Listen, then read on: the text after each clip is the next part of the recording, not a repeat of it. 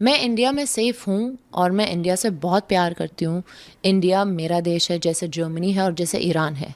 तो India is a great country और ये देखना और ये समझना बहुत ज़रूरी है। और आप इसको सिर्फ़ तब समझ सकते हो अगर आप कहीं जाके ईरान में, जैसे ईरान के देश हैं, ईरान, अफ़गानिस्तान, बाकी ऐसे कंट्रीज़ में आप रहोगे तब आपको पता चलेगा। जिनको लगता है कि उनका डेथ जस्टिफाइड नहीं है, या तो उनको नहीं मारना चाहिए था, या तो जो रो रहे हैं उनके लिए, मुझे लगता है कि ये ज़्यादातर इसी से आता है कि उनके पास इंफॉर्मेशन की कमी है अली ख़ामेनी के बारे में। और मुझे लगता है कि ये लोग ऑफ कोर्स अली ख़ामेनी को जैसे हम लोग जानते हैं वो उनको नहीं जानते हैं। उनके लिए अली ख़ामेनी एक रिलीजियस लीडर हैं, पर वो लोग कभी उनके साथ रहे नहीं। जो 47 इयर्स ईरानियन लोग, जो 90 मिलियन हैं, उनके साथ रह रहे हैं। जो लोग इंडिया में हैं या पाकिस्तान में हैं, जो उनके लिए रो रहे हैं, उनको पता ही नहीं है। वो लोग कभी उनकी लीडरशिप देखा नहीं। खित्ते के हवाले से सबसे बड़ी डेवलपमेंट ईरान के ऊपर अमेरिका के हमले के हवाले से ही मुख्तलिफ मौज़ूआत पर बात करूंगा और साथ साथ आपको मौज़ूआत बताता चला जाऊँ। नमस्कार दोस्तों आजकल ईरान का जो मामला है वो काफ़ी ज़्यादा वायरल हो रखा है। ईरान में खamenei की मृत्यु के बाद भारत में बहुत ज़्यादा प्रोटेस्ट हो रहे हैं। अब भारत में खासकर कश्मीर और लखनऊ में बहुत सारे शिया मुसलमान रहते हैं जो बहुत ज़्यादा प्रोटेस्ट कर रहे हैं। अब मज़े की बात ये है कि ईरान में प्रोटेस्ट नहीं हो रहे हैं, ईरान में उसकी खुशी मनाई जा रही है और ईरान के लोग खुश हैं कि भाई खamenei के शासन से, एक तानाशाही से उन्हें छुटकारा मिल गया। लेकिन भारत में इसके बिल्कुल अपोज़िट हो रहा है। जिन लोगों ने ईरान का शासन देखा ही नहीं है, खamenei का शासन देखा ही नहीं है और भारत के खुले वातावरण में रहते हैं, हर चीज़ सोचने की, बोलने की आज़ादी है, वो तानाशाही का समर्थन कर रहे हैं। और किस बिना पे कर रहे हैं? सिर्फ़ एक मज़हबी बिना पे। यानी कि इनकी जो लॉयल्टी है वो भारत के साथ नहीं है, बल्कि ईरान से इनका काफ़ी रिश्ता है।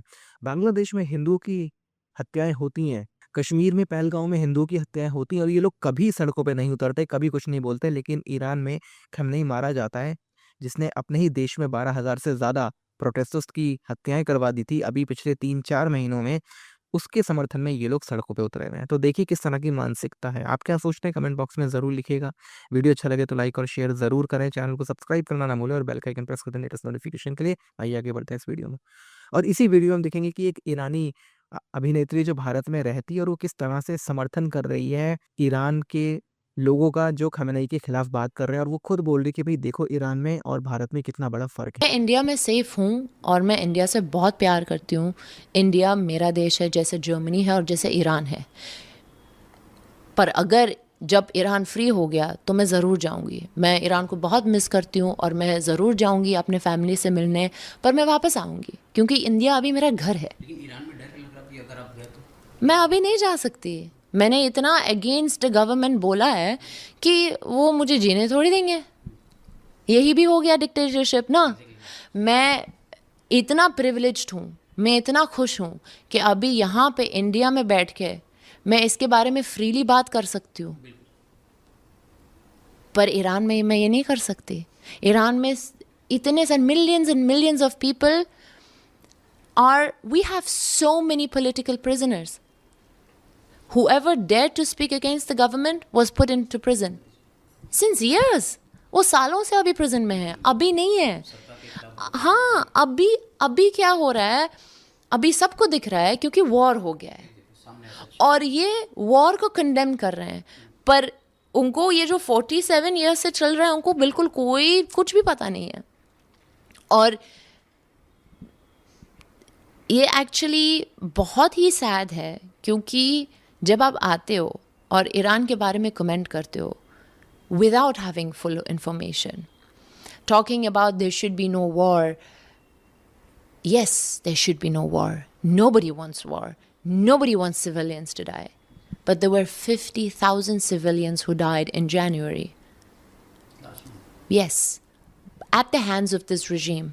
330,000 people have been taken in custody.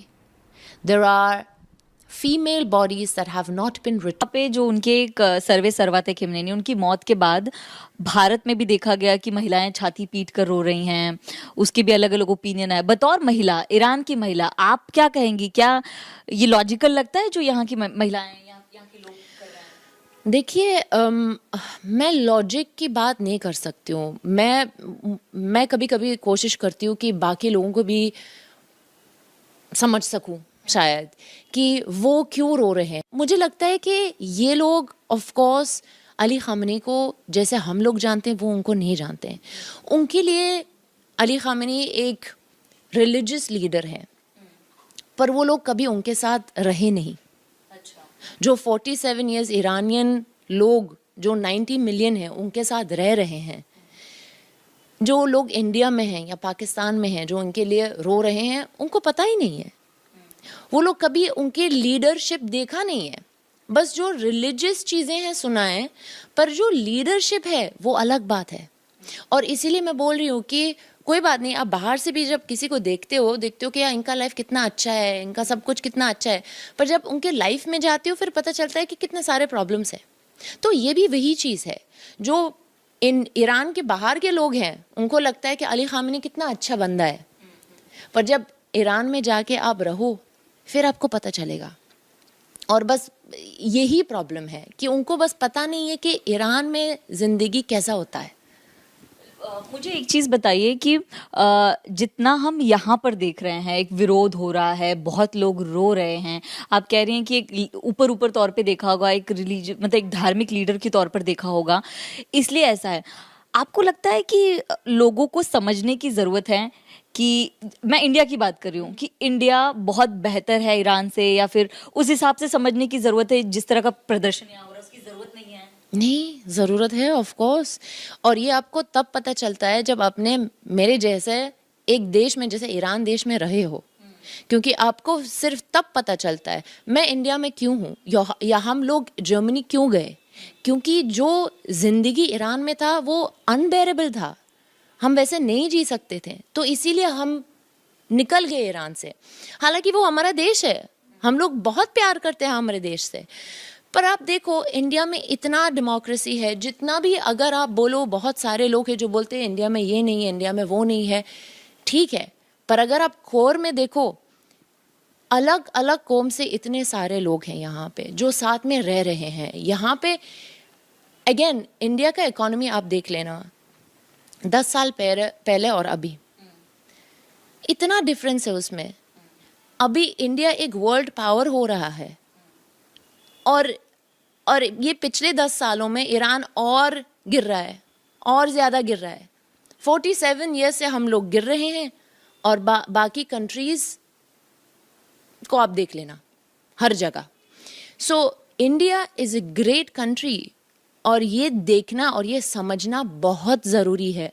और आप इसको सिर्फ तब समझ सकते हो अगर आप कहीं जाके ईरान में, जैसे ईरान के देश हैं, ईरान, अफगानिस्तान, बाकी ऐसे कंट्रीज में आप रहोगे, तब आपको पता चलेगा। बताता चला जाऊंगा। सबसे पहला मौजूद जो मैं ज़ेरे बहस लाना चाहता हूं, जिसके ऊपर बात करना चाहता हूं, वो ये है कि पाकिस्तान के अंदर ISI से मुंसलिक चंद अकाउंट्स ये तासुर दे रहे हैं कि अली ख़ामेनी जो कि ईरान के सुप्रीम लीडर थे, कल के अमेरिका के हमलों में शहीद हो गए, उनके हवाले से कि अगर ईरान न्यूक्लियर पावर हासिल कर लेता तो अमेरिका कभी भी ईरान को ना मार सकता। ये चंद लोग ऐसे होते हैं जो अपने मफादात के लिए पाकिस्तानी मीडिया में मुंसलिक होते हैं, पाकिस्तानी मीडिया से अपने वक्ती मफादात के लिए, शॉर्ट टर्म मफादात के लिए, या उनकी जिंदगी एक पेराए में, एक